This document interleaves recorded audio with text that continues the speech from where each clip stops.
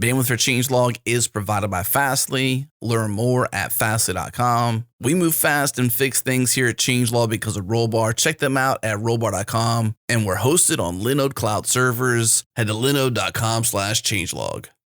This episode is brought to you by Rollbar. Rollbar is real-time error monitoring, alerting, and analytics that helps you resolve production errors in minutes. And I talked with Paul Bigger, the founder of Circle CI, a trusted customer of Rollbar, and Paul says they don't deploy a service without installing Rollbar first. It's that crucial to them. We operate at serious scale, and literally the first thing we do when we create a new service is we install Rollbar in it. Like we need to have that visibility, and without that visibility, it would be impossible to run at the scale we do, and certainly with the number of people that we have. Like we're a relatively small team operating a major service, and without the visibility that Rollbar gives us into our exceptions, it just wouldn't be possible. All right, if you want to follow in Paul's footsteps and start deploying with confidence today, head to rollbar.com/changelog. Once again, rollbar.com/changelog.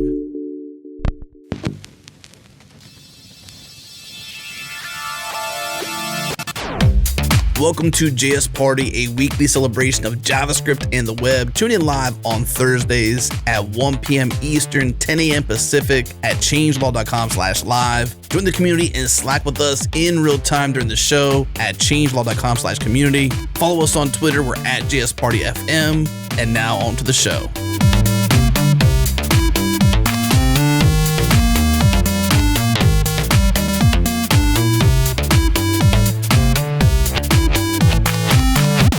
Back by popular demand is this cool format, this debate topic, so to speak. We put a Twitter poll out there asking, do you like our new YepNope segment? And an overwhelming or somewhat underwhelming 65% responded with yep. So we took the bait and we're doing it again. Today's show will be a debate on modern JS tooling and whether or not it is too complicated. So basically the question is modern JS tooling too complicated? We have two teams. Three teams now because we had some changing. We got Team Yep being represented by Divya, Team Nope represented by Mikeal, and Team It Depends, which is, the moderate represented by Feross. So what's up, everyone? It's like Switzerland. You get to sit in the middle. It's so easy. You're not really picking a side.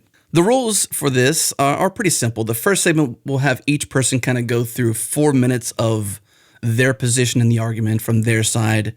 And then when we come back to segment 2, we'll do sort of shorter format so we can be more conversational. But the thing to keep in mind, listeners, is that the panelists may not be representing their beliefs. They're just instead representing the side they've been assigned. So, it's a good argument that way. So let's get into it. First up, Team Yep. Divya, what do you got? Hooray. Okay, so the premise of this conversation is modern JavaScript tooling too complicated?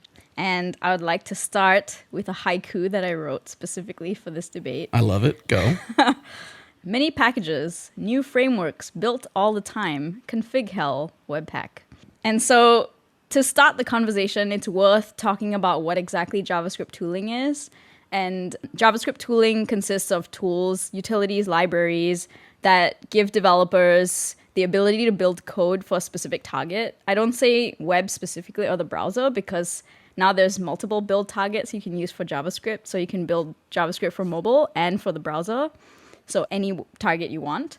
And then JavaScript tooling is often optimized for developer ergonomics. And so tools like hot reload, test suites, like compilation and build config things are all specifically for developers' satisfaction and to make their processes easier.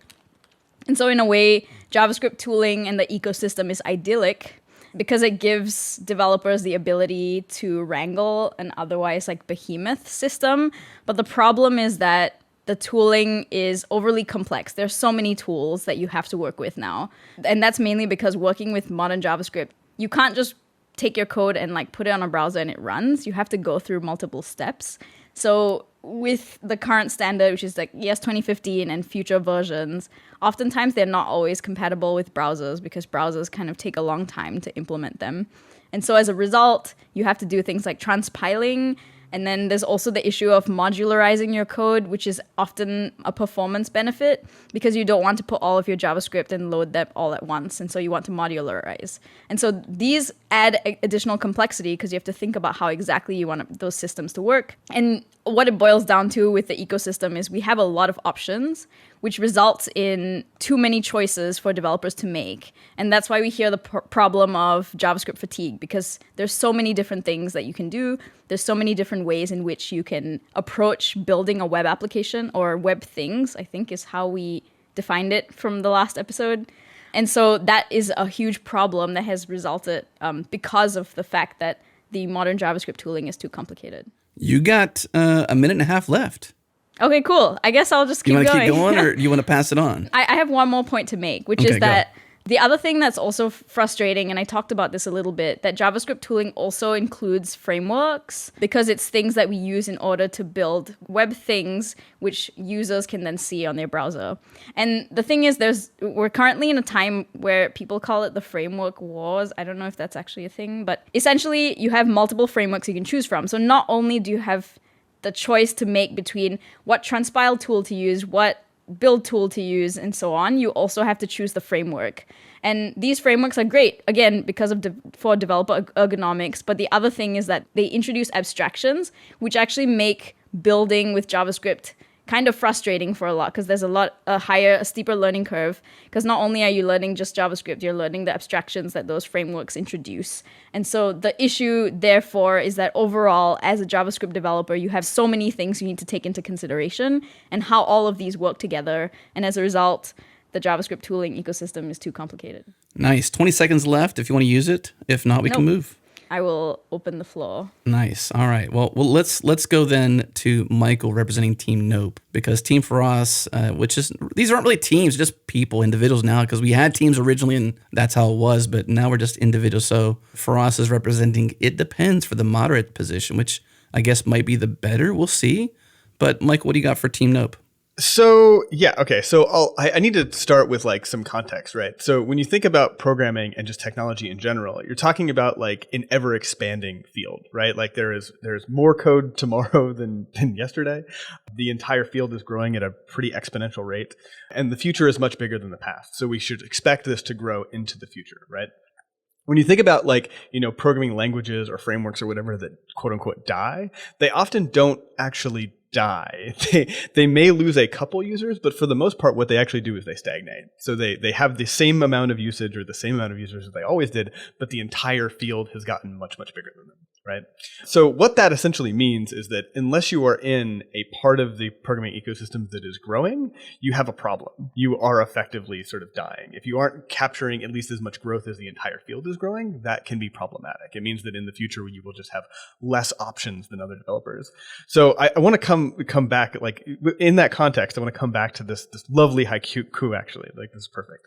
So many packages, like this is said like it's a problem. Like what an amazing problem to have. Like ask a Haskell programmer, like love the fact that when they want to use a package, it does not exist and they have to write it from scratch every single time, right? So like this is like we've effectively graduated onto second order problems because we have been successful. New frameworks built all the time. New things being built all the time is a sign of like success. It's also a sign of health. If you don't have new things being built all the time replacing the old things, then that's a huge problem, right? One of the strange things that's happened actually in the last 10 years is that it used to be that languages really only stagnated and they didn't really lose market share. Lose absolute users. But that actually did happen to Ruby a bit. And like if you look in the Ruby ecosystem, like it's sort of a problem. Like nothing is replacing Rails. Like it's just there. It's doing its thing forever. There is not a new thing that is coming in to replace it. In JavaScript, because we're always expanding, because we have all these new use cases that we're handling all the time, that means a huge set of new tools and frameworks always coming in to replace the previous ones. And like, yes, that is painful to go through as a developer, to always be learning a new thing, but that is literally like the job of working in the technology sphere. Like if you are not learning a new thing, you eventually like will just be like off in a corner still writing COBOL, which is fine. COBOL's cool, but like it may not be the most interesting thing in the world.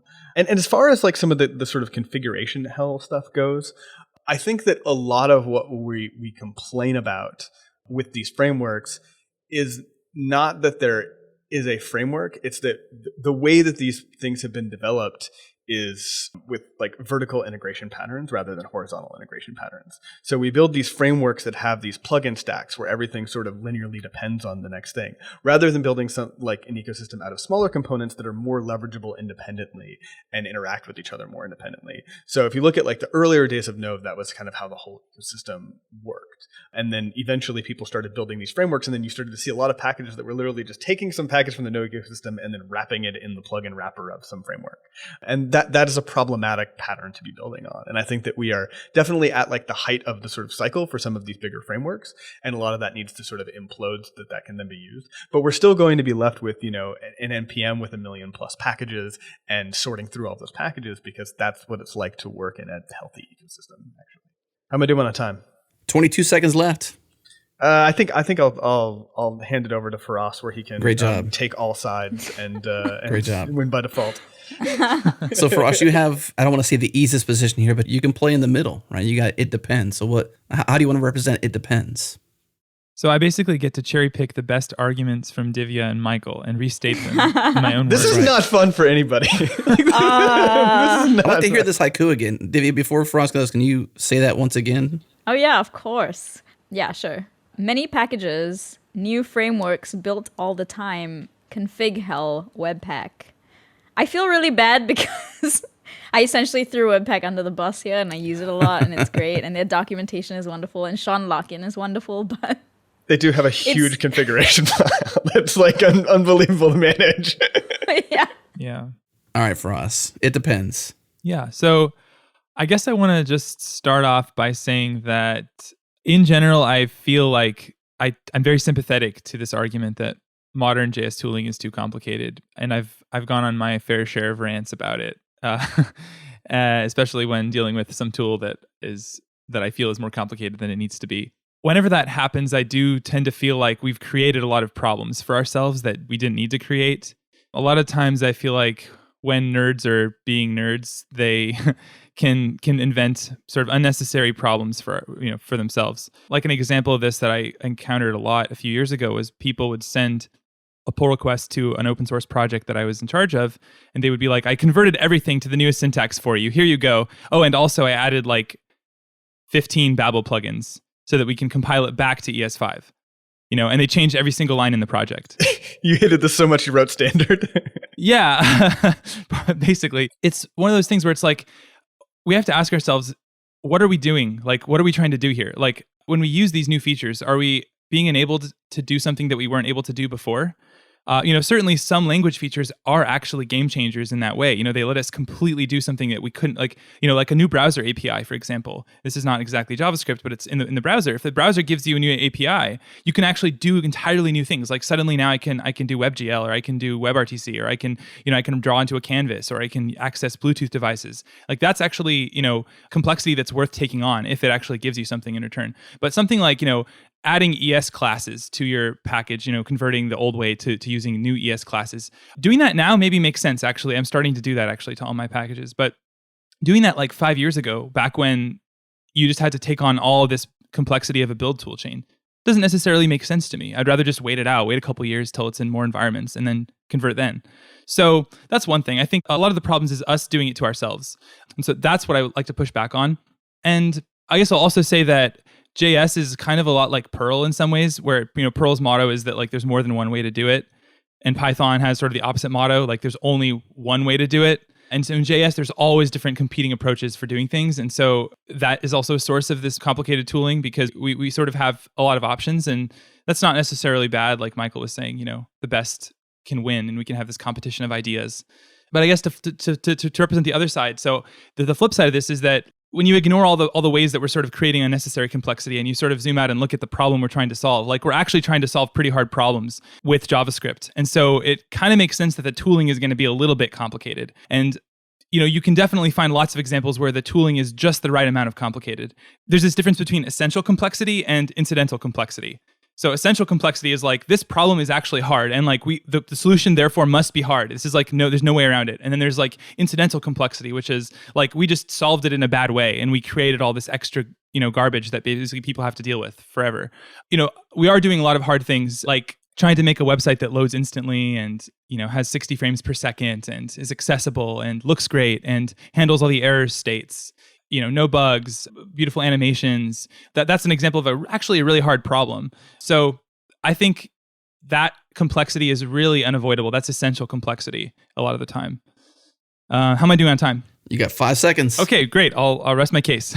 Ding, ding, ding. All right. So we have 3 takes in here. So we began this debate thinking we'd have 2 teams, but we ended up with 3. So we got Team Yep, Team Nope, and Team It Depends. When we come back, we're going to dive a little bit into more of some back and forth, a little bit shorter segments so we can kind of conversate around the complexity and maybe switch sides even. We'll see.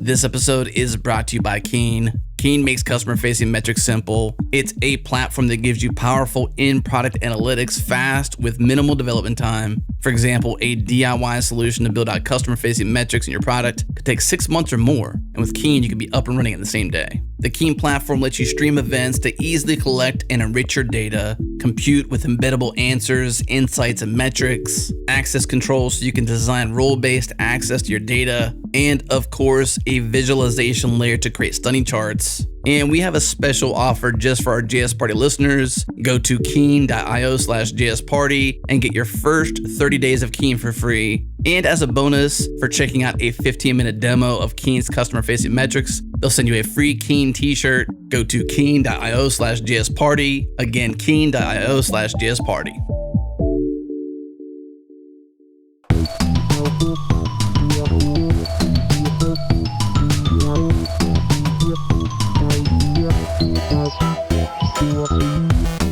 We are back. The question on our minds here is modern JavaScript tooling too complicated? So we've got Team Yep, Team Nope, and Team It Depends. Now we're moving into more of a section of shorter spurts, more conversational, some interruptions, but let's open it back up to Divya with Team Yep. What do you want to open up with here for your counter argument or your maybe an attack? Who knows what's going to happen here? I'm going to start by appealing to authority. Oh boy. I'm going to pull a Feross. Back to Hacker News? No. This Okay. is actually a credited source, i.e. Yehuda Katz's blog. Okay. Bring it on, Yehuda. That's not just an opinion. That's a fact. Exactly. It's not an opinion. It's a fact. He created a framework called Ember.js, and therefore whatever he has to say is valid and sits on TC39, so I guess valid. Anyway, in a blog post that he wrote that was, I can't find what it's called. I'll figure out where it's from exactly. But the point he was making, and I'm going to quote, another major impact of the massive shift in complexity in JavaScript is that front-end tooling is no longer a nice to have. It's both a necessity and a glaring pain point. Tools exist for a purpose. Humans can only comprehend and handle so much complexity at a time. Tools allow us to encapsulate blocks of complexity into smaller pieces, letting us abstract away problems and create increasingly complex solutions. And so this is like a critique on the fact that the modern JavaScript tooling is just frustratingly complicated, which is the point that I was making. But it's also the point that he's trying to make here is that it's complicated, but we made it such, which is what Feross was mentioning, because we as developers, as JavaScript developers, almost shot ourselves in the foot because we were like, we need all of these things. We have these problems. We need to solve them. And so we've created extra tooling in order to solve those problems, which has been great because, yes, they've solved problems, but they've also added extra dependencies and extra things for us to think about whenever we when we think about front end or we create a project in JavaScript. And so the other thing also on top of that is that when you create applications in JavaScript, a lot of the times you pre-optimize your application for problems that you imagine you would have, but you might not have at the moment. And so you might be like, I want my application to run really fast, and so I'm going to optimize for performance, even though you don't have the numbers for you to need to do that just yet. Yeah, performance is really important, whatever, but is it worth putting in that extra time and that extra tooling and dependencies in order to optimize for a problem you don't have? Maybe not.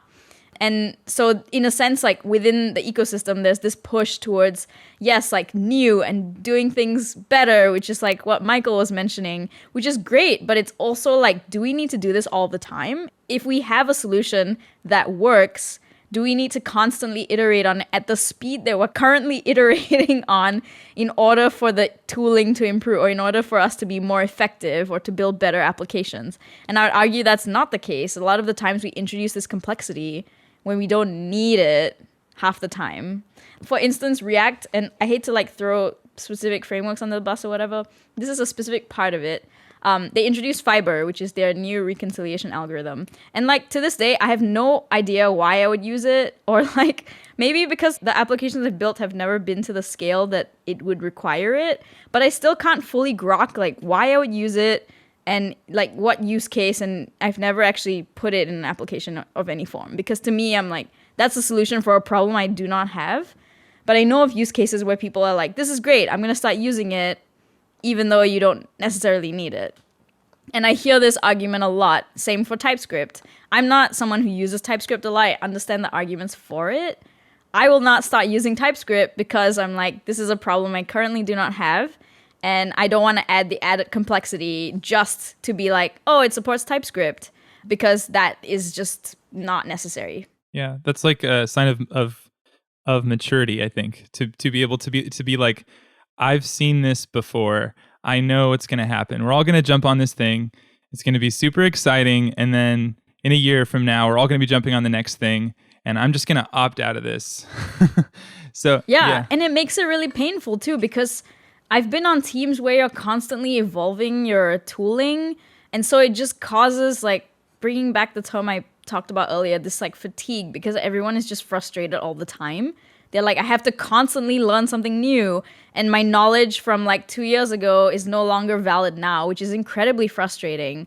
And I can say that truly about frameworks. So like React, I knew React 2 years ago, and I cannot understand the React today with that knowledge. So I just want to point out like a limitation in what I can argue, because like I actually just don't even have the facility to argue that frameworks are good and that the complexity of frameworks is fine. I'm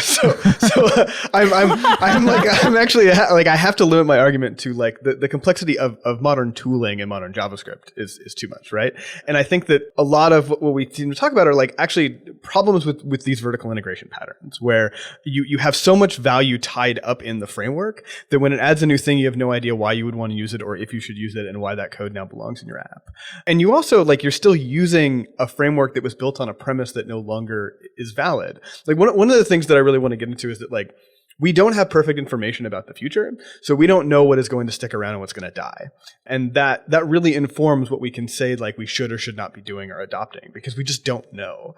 Like on Twitter yesterday, I was talking with Alex Russell, and he made mention of like, think about all the time that we spent trying to work on things that were going to live forever, and like none of them did. And I think particularly he was talking about Dojo, and that's a really fun time in the framework wars, because like literally everybody in JavaScript that thought that they were going to be maintaining a JavaScript code base for 10 years worked on Dojo and tried to make Dojo the thing for that. And 10 years later, Dojo's just dead and nobody uses it. But jQuery, the one that like nobody was trying to preserve for the long term, is still pervasive. And so like we don't have good information, so we kind of like have to just let like a lot of stuff happen and have a lot of churn happen. The issue that we get into, though, is that the platform is not static. The platform's a moving target. And as the platform improves, we need to be able to shed a lot of this tooling. And the issue with vertical integration patterns is that all of the value is locked up inside of one giant framework. So when the platform catches up, you can't just ditch a bunch of that. Like, I remember when React was launched, the whole thing was like about DOM diffing. Like the value of it is this virtual DOM thing. And like, then we made the DOM fast, and who gives a shit now? But like, we're still using React because of like, I don't know, there's like other features that people rely on in it. So we're just using the whole thing. The component model has been useful for getting people to sort of all write their components in the same way. And then now we have web components, and they can't adopt it because they're on their own pattern. Right. And so we can't like take this feature upgrade from the platform. I think, you know, there's a ton of other examples of this where like the platform starts to catch up and then frameworks can't. I think that like if you want to look for a model that is much better, right? Like look at what happened with CSS frameworks for the longest time, right? So there was like a new sort of bootstrappy thing like every week for a couple years, and there's all these different grid frameworks and flexbox frameworks and all these things, and they're all just like CSS that you can add into a page. And because it's just like that simple add of that CSS into a page, when CSS Grid happened, we just stopped including those. And because CSS Grid is actually just better than all of those frameworks and components. When the platform caught up, we were actually able to remove complexity, even though we still had this big ecosystem. And now we're building like a new, better ecosystem on top of Grid. And that's an argument for change, for more things happening, for actually more choices at the end of the day, and more complexity for you to kind of deal with and sort through. But what you end up with is like a toolchain and an application that fits your needs a lot better, and it's actually like easier to reason about. What about this concept of maturity? Like, I don't think that the web platform is immature. It's been around for a while. It's got a lot of users, a lot of developers. But the concept of complexity and progress, it's not so much that it's unstable, because it is stable, but there's progress happening. So that means that tooling will always change. Divya, you mentioned, your knowledge of React 2 years ago will not really help you much today, or something to that extent. Is the state of our JavaScript tooling today, while it may be complicated, that's what we're debating, is it mature, or is it still maturing? I think it's about to completely shift again, actually. I mean, yeah, you just had modules land in the browser. Like, we haven't really taken that on yet. So we're due for like another big sort of shift. So yeah, I wouldn't say at all that it's stable. I mean, the platform is changing faster than it's ever changed.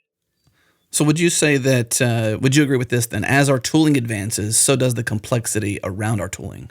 Well, I wouldn't call the platform tooling, right? Like, the platform is what we build the tooling on and what we rely upon. And to some extent, like, if the tooling is masking over deficiencies in the language, you can basically say those things are going to need to change in the future, right? Like, you sort of know that those are going to need to change in the future.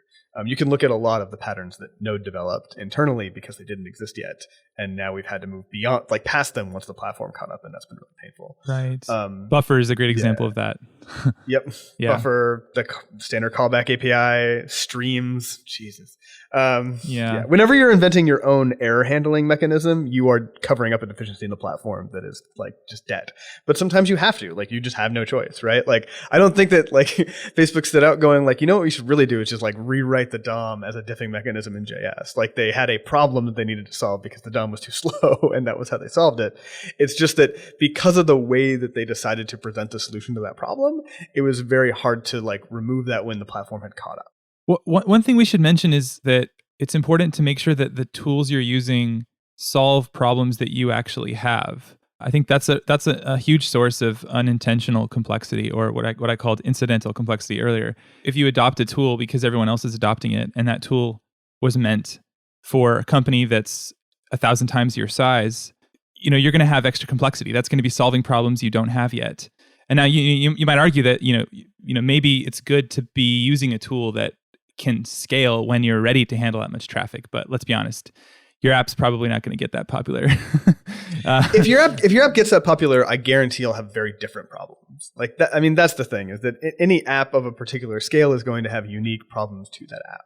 Yeah, I mean, this is the issue with cargo culting culture in tech in general, is that like, if you're not Google, you don't have Google's problems. You probably don't need Kubernetes. Like, unless you're like running a cloud provider, you don't need Kubernetes. Yes, I love this. I love that you brought this up.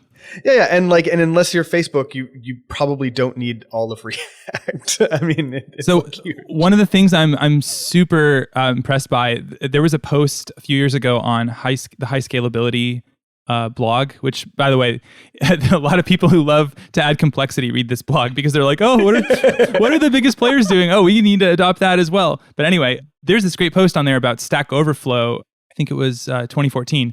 Maybe their architecture has changed a little bit since then. But in 2014, when they wrote this post, they were dealing with 560 million page views a month. And they were the 54th most popular website in the world. They also ran the entire Stack Exchange network, which is at the time was over 100 different sites, all being powered by, guess how many servers? 25 servers. Literally 25 servers that they just like directly SSH into to manage. Now, no Kubernetes, no auto scaling, no magical fairy dust, cloud functions. It's called caching. Caching fixes most of your problems, actually. Yeah, and this is a site that that actually is quite cacheable. So I mean, maybe your problem is not exactly as easy as Stack Overflow's problem. I mean, Stack Overflow still has writable stuff. I mean, a dynamic website, so it's not completely static. But yeah, the point is that they decided for them that they wanted to go with boring, well understood technology, and that served them incredibly well. And I kind of admire the simplicity of it. I mean, the fact they managed to go that big and still have a system which they can fully understand. I mean, it's 25 servers. They're running basic things like a SQL server, and that's like a well understood technology. I think that people don't think about the idea of like technical risk enough, and what is the downside of adopting a tool in a few years when everybody who was using it has moved on, and now you're stuck using this tool that no one's maintaining, and that you don't even understand how it works because you adopted it hastily, and now like you're the one who has to fix the bugs in it. But that's a good differentiator though, right? Because that creates a very clear separation between the kind of like, I want to use this boring thing because it's a thing that I know, or I want to use this boring thing because like your new crazy thing may not work out.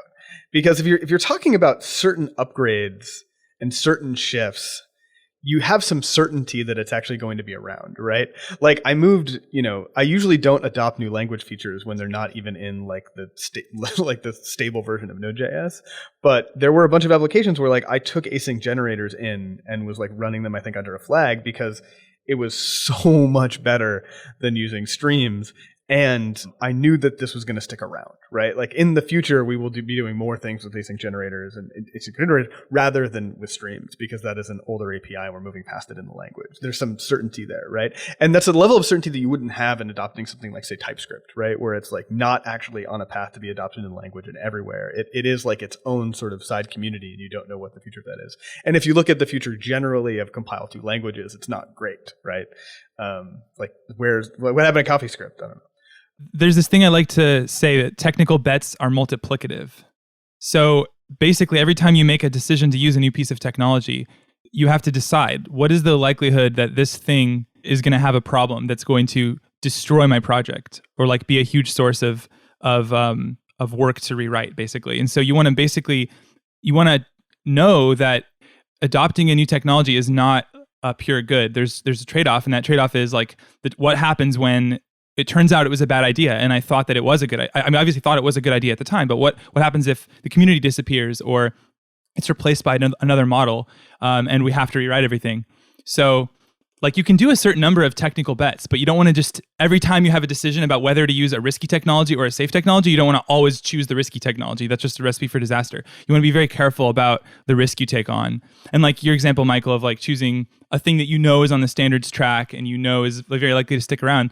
I mean, you could have been wrong. Like decorators, for example, those people thought were on a standards track, and now JavaScript decorators are like stuck in whatever stage 3 or stage 2, right? They had landed under a flag in nodes. They were past like the point where they were going to be changed to that degree for async generators. Yeah. Sure. So my point is just that like even things that seem like they're sure bets that they're on the standards track, you can still kind of get owned if you're unlucky. So like I would say that your decision to do that was probably pretty good. Like you probably had like a 95% chance that it would work out, but you took on a little bit of risk that you decided was worth it because you were getting a much better, you were getting quite a bit of benefit from it, right? Yeah.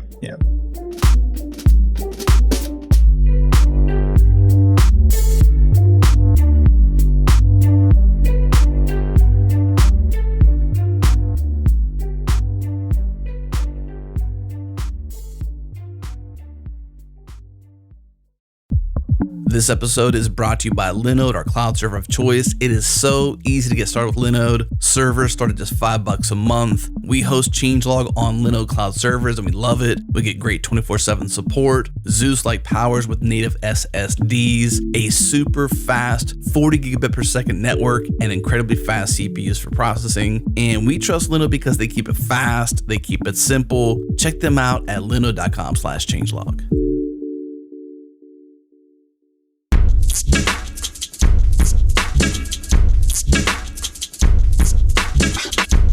So we're back. We've been debating this concept of, I guess not really a concept, it's the truth. Based on Divya potentially. She may want to switch sides here. But is modern JavaScript tooling too complicated? I might want to actually throw in a caveat to the question, which is like, for whom, right? So you might have different style developers out there. Is it too complicated for a seasoned developer, or is it too complicated for a newer or green developer, or somebody who's newer to the field? Maybe one extended version of that could be that question. Take it if you like. But this is a chance to play round robin, maybe switch sides, maybe go rogue, pick a different team, whatever. So who wants to go first? I feel like Mikeal had an opinion. Yeah, you should go. You're like in the midst of finishing. I think that when you start out doing development, using something really high level, like you were just talking about, is what you tend to do, right? Like you take an example and you poke at it and you make it do the thing that you want to do. And you sort of learn from there and you sort of work your way down the stack. I think that where you start to run into problems is as you become a better developer, as you become more familiar with your tools, all of that understanding of how those tools work ends up sitting in your head and becoming the context that you program in. And you have to, at some point, limit the amount of complexity that you're going to keep in your head in order to get anything done. And so when we talk about complexity, we're not just talking about sort of surface complexity of an API, but we're also not really talking about the entire implementation complexity either, because almost nobody keeps the entire implementation in their head when they do this stuff. I'm somebody who severely limits my tooling. I've moved away from even graphical editors and back to Vim and back to doing all of my development on a remote server, just so that I can severely limit the amount of tools in between me and my code and running it and reading it. But that said, it's really, really important to have a diverse and broad and really high growth ecosystem.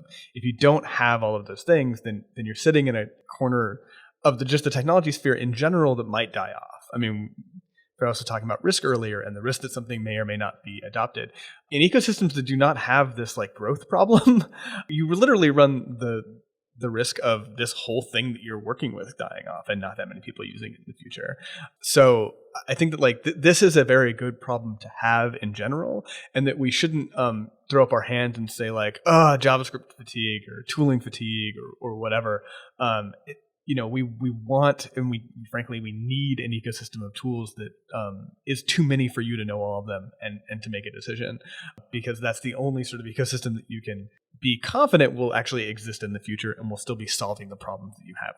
I think the growth of the ecosystem is always good. The fact that we have a lot of tooling and a lot of options, that is a good thing, because it is a sign, as Mikeal said, of a healthy language, in this case JavaScript. But one thing that I want all of these tooling to be more cognizant of is improving JavaScript as a language rather than having these forks of JavaScript which currently exist. So for instance, there is tooling that pushes the envelope. So I talked about how I don't use TypeScript, but there's a lot of things that people have talked about in the TypeScript world that has helped, optional chaining, and I think the knowledge coalescing thing, which is a lot of it was inspired by what was happening in TypeScript land. And same for CoffeeScript. With CoffeeScript had arrow functions and a couple of other things. And then that's ES 2015 now adopts that. And so it's really nice because these tooling that existed helped make JavaScript better. But I would argue that that's not all tooling and all libraries. So oftentimes, we were talking about React and not being compatible with web components. Web components is a standard that's been in conversation for a long time. And Google tried to create a framework called Polymer, and not a lot of people, actually I think only Google uses Polymer, and the frameworks don't necessarily feed back into improving JavaScript because they're kind of forking off. And so React, I think, is, Vue, Angular, all these frameworks are kind of guilty of this, in that they're this is the way JavaScript should be, and that conversation of how can we make JavaScript overall better, that feedback doesn't come back in. And I think I've heard rumblings of conversations where TC39 has been trying to reach out to framework authors to get their opinions on how they've been solving specific things and whether and how they can take those ideas and integrate it into the language itself. I'm not sure how that conversation is going per se, because again, I think a lot of the times is whenever you have these frameworks, a lot of it is more I want my framework to win rather than I want JavaScript to win, or that is what the conversation seems to be, which I think is terrible, because I'm ultimately, we're all JavaScript developers. Yeah, you do React, you do Vue, Angular, Ember, whatever, but we want the ecosystem to succeed. We want the language to succeed. And JavaScript is always going to be a first-class citizen of the web. It's always going to be on the browser. And so how can we make it better? And I think that's something that I want our modern tooling to be more aware of and to build towards, which I don't think they are. Well, what you're saying is that complexity is a given, so get over it or find a way around it, for lack of better terms. Something like that. Is that right, Divya? Maybe you said it more softly than I did. I'm a bit more abrupt by it. Yeah, I think the ecosystem is complex, and like because of the arguments that we made before, because we introduce we have problems, and then we find solutions, and then we open source our solution, and then other people use the solution even though they have no context of what the problem was, and then that results in like overall it being complex. But I think the idea is that, so there's two ideas. There's my application and the way that I use JavaScript is complex. And then there's the overall, like, is the ecosystem complex? And I think the point Mikeal was making, and I kind of agree with that, is that the ecosystem is incredibly lush with tools and libraries. And so you can choose whichever you want. You can choose like an incredibly pared down version. Like if you want to use React Lite, there's Preact. And like if you want to use more declarative framework, you can use Vue, and there's all these options you can use at your disposal. But I think there's also that part which is my application, or the thing that I'm working on, is complex because I choose to like add all these extra things to pre-optimize my code base because my application is obviously going to be successful and scale. And so like that's kind of my issue with it. It's just that in a way we shouldn't curb the growth of the community, because I think the fact that there's so many things means that people are actively contributing and actively working on things and thinking about problems, which I think is a great thing. But it's like, how do we introduce that nuance to show developers, both seasoned and new, that certain tooling is not necessarily needed for every single use case? Because a lot of the arguments I've heard for certain libraries have been, you have to use this because your code will be better by it, which I think is incredibly subjective, because I'm like, sure, maybe, but will it actually? And is it introducing more load and more weight to my code base to solve like one thing that I might not even have a problem for? So that's where I was coming from, yeah. Before Feross jumps in here, I want to mention this topic of you are not Google, Amazon, LinkedIn, etc. Choosing the right tooling for the job. We actually had this conversation on the changelog about 2 years ago now. As a matter of fact, August 4th, 2017, with Oz Nova. At the time, his last name was One, Oz One. He's actually an instructor at Bradfield School of Computer Science, president of actually, and one of the instructors. So if you want to hear more about that, we'll plug that in the show notes. But episode 260 of the changelog, we covered that. And that actually was based on a very thorough blog post, a very popular blog post as well from Oz. So I'll plug that. Feross? No, you go for it, Mikeal. I was just saying, how much of this has really just been about Webpack and React and not like the actual JavaScript ecosystem? And I do feel like Ember deserves a little bit of credit in that as the platform has changed over the last 10 years, they have done massive rewrites in order to accept those changes and to move along with them and not maintain a sort of hostile position to them the way that React has like treated web components. Mm-hmm. We got 9 minutes left in the show. Maybe could we talk about the future, Mikeal? You mentioned web components and this, very large potential change. So if we are on the fence of whether or not tooling is or is not overly complicated, how can we simplify? Mikeal, you mentioned when you write your own code and you start a project, you sort of simplify things. And so what are other ways that developers out there can sort of resist the complication, lack thereof, if there isn't any? I feel like this is a really bad time to answer that question. Like I would have had a really good answer like a few years ago, but this is a very transitional period for JavaScript and for the web. And so I feel like the tool that you probably want to adopt does not exist yet, and that is a problem. Like I think that most of what we rely on right now in the ecosystem is probably going to implode in the next year or so. Implode? I mean, it'll keep working. Such as? Like, what? I don't know. I actually don't think that a lot of it will keep working, to be honest. And the registry will go down. Can you be more specific? I think that like looking at Pika package is sort of enlightening, right? Because by literally drawing a line and just saying we're only using these new features that are available on the platform, they're able to provide an experience that's just really, really good, like way nicer than what you can get with like npm plus a bundler, for instance. Can you go into that a little bit? What makes it nicer? So they only use the new module syntax, and as a result do not actually need a bundler and a loader because they can be directly loaded from the browser. So so their job as a package manager is just fundamentally different. So in practice, though, when you ship your site, don't you still bundle because the performance from downloading like 100 separate modules with 100 separate HTTP requests is still too much? Yeah, see, that's the thing, though, right? Like right now, you're coming at this from the point of view of you have two options, right? You either like load 100 files or you use a bundler. But if all of your dependencies were using these new standards, you would actually have like quite a few options in between, right? Like you could actually use much more sophisticated loaders that did some bundling for you dynamically, that loaded a few packages together, but not all of them. You can start to rely upon HTTP2 and just say like, oh yeah, no, we are going to give you every individual file, but we're going to do it all at once. So it would be the same as a bundle, for instance. Your options open up a lot wider once you say we're just not going to support all of the old syntax, essentially. And the reason why I would bring this up is just it's something to look at and think about, because it opens up a lot of possibilities that we don't have with the npm plus bundler scenario. But adopting them would require us to basically drop almost all of the current npm registry and re-implement a lot of things. I mean, a lot of this code would not be substantial code changes, but quite a few. I mean, I'm still writing modules that have a require statement in them. So obviously, like, I have not transitioned to that yet, being this tooling does not exist. But you can see something is coming up on the horizon that's going to change things pretty fundamentally.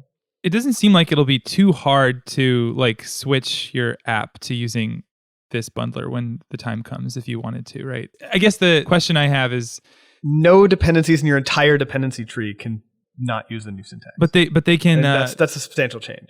But in theory, like if I'm sitting there using, Browserify or Webpack or something like that, and over time more and more of the modules that I depend upon are shipping an ES module version over time, my Browserify or Webpack tooling is just going to keep working just fine. I might not be getting the these benefits that you talk about from Pika package, but like one day when like most of the things I depend upon are using this ES module syntax, then I can go ahead and swap out Browserify or Webpack for this new stuff. Right. But I mean, in the meantime, I can continue to ship a working app to my users, and my users will be happy that like I'm not spending all my time debugging like bundler problems, which, isn't helping them, with their problems in life. I just don't think that's how ecosystem upgrades work, though. Like, I mean, we've gone through a few sort of minor upgrades to the platform like this already, right? And we've had upgrades to Node.js as well. And when you look at the ecosystem, one, we have not been able to drop anything old, like basically anything, because somewhere in your giant sort of 800 to 8,000 module dependency tree is something that relies on that nobody's touching. That's like such a transitive dependency and so deep in the depth tree that you can't update everything to get at it.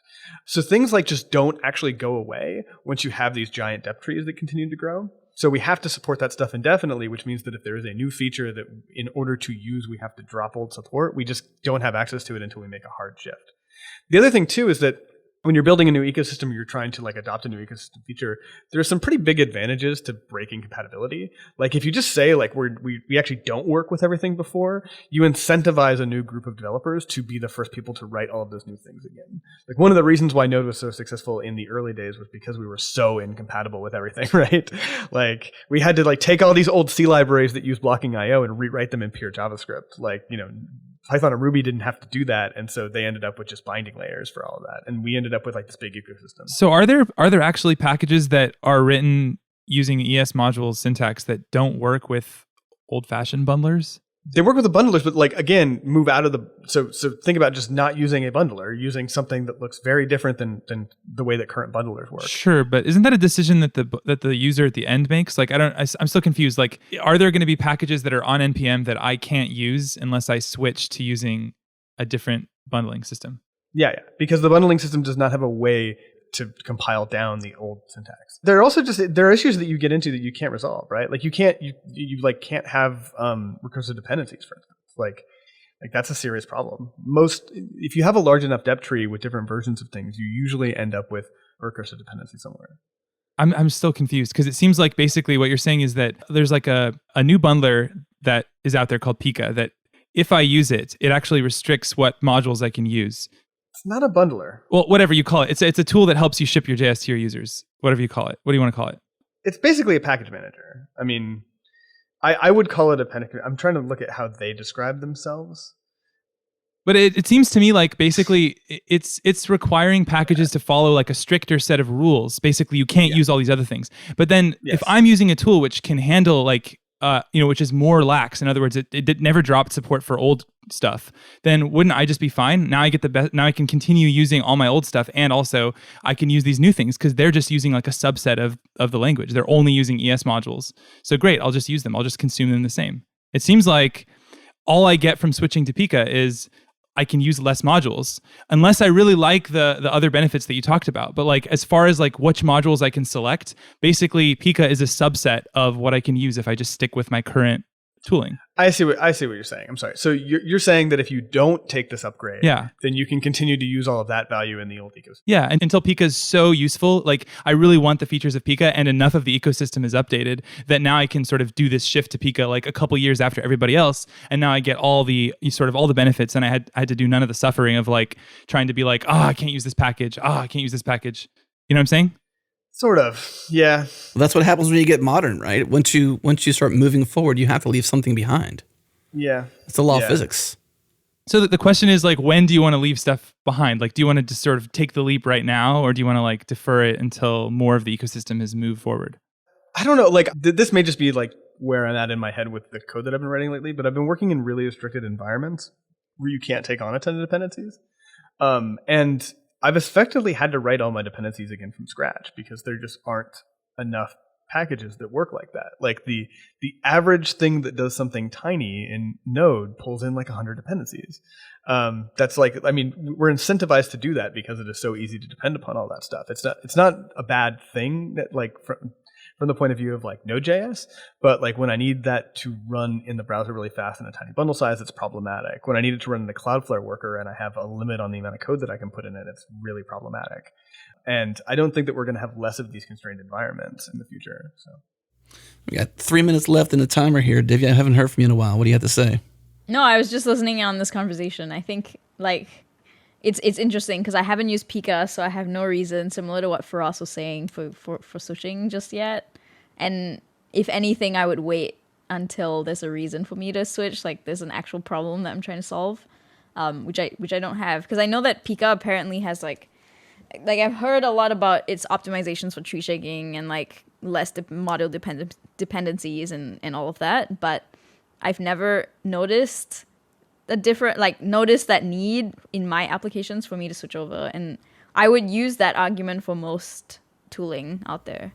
I'm actually excited to try Pika. I don't want to come across as like a hater or anything. I just think that, like I was saying, you have a limited number of technical bets that you can make. So like if I'm already at my maximum limit, like I'm like, this thing I'm working on is probably not going to work. It's like already so hard for me to do it. Do I want to add on the additional like risk of like, oh, now I'm using like a bundler that like, you know, is really bleeding edge, and like I don't want to do I want to be the one who's filing the bug reports, or do I want the people who came before me to have already figured out all the obvious bugs? You know, like it depends on if I have the bandwidth for that or not. And if I don't, then I want to stick with more like trusted, you know, reliable tools. I think you want to always scrutinize the tooling you use, though. So I think your pushback on Pika is wise, because you want to understand why you should use it and what problems it really solves and whether or not it actually creates more for you.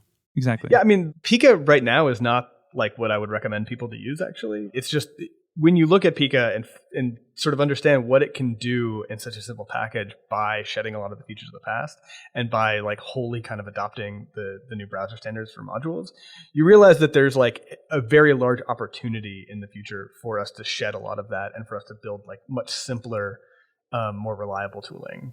That makes sense. And so, yeah. So I think that like it's done more to just sort of expand like what I think that the future is going to look like around this than it is like currently a solution to this problem. Yeah, and there's something that's really aesthetically nice about that idea of like, we're just going to get rid of all the legacy crap that's like annoying. And for those out there listening, if you're new to Pika like I am, you can find out more details at pika.dev. There's also a lengthy blog post titled "A Future Without without JavaScript." Hang on a second. Rewind. You already did that, YepNope. A Future Without Webpack, written by Fred Schott, I believe the creator behind Pika on DevTool. We'll link that up in the show notes and put that on Changelog News as well, because I hadn't seen this yet, and that's something we should be spreading the news about. But this is a fun debate. I really enjoyed the format. I think even having to throw the curveball at ourselves with the it depends section. Feross, I think you represented that very well. Divya represented Yep very well, and Mikeal Nope. And I think in the middle there we sort of all huddled around and said, bummer that it's so complex. Let's find ways forward and talking about where we're going actually in the future. So listeners, if you want to say hello to us, you can do so on Twitter. We're at JSPartyFM. You can head back to the show notes. There's a link there that says discuss in Changelog News. We love to hear feedback. We love to hear from you, our listeners. So we encourage you to do that. But Mikeal, Divya, Feross, thank you so much. It was fun. Yeah, this is great. Yeah. Happy to be part of it. All right, thank you for tuning in to JS Party this week. Tune in live on Thursdays at 1 p.m. U.S. Eastern at changelog.com/live. Join the community and Slack with us in real time during the shows. Head to changelog.com/community. And do us a favor, share this show with a friend or just an Apple podcast. Go into Overcast and favorite it. And thank you to Fastly, our bandwidth partner. Head to fastly.com to learn more. And we move fast to fix things around here at Changelog because of Rollbar. Check them out at rollbar.com. We're hosted on Linode Cloud servers. Head to linode.com/changelog. Check them out and support this show. Our music is produced by Breakmaster Cylinder. And you can find more shows just like this at changelog.com. Thanks for tuning in. We'll see you next week.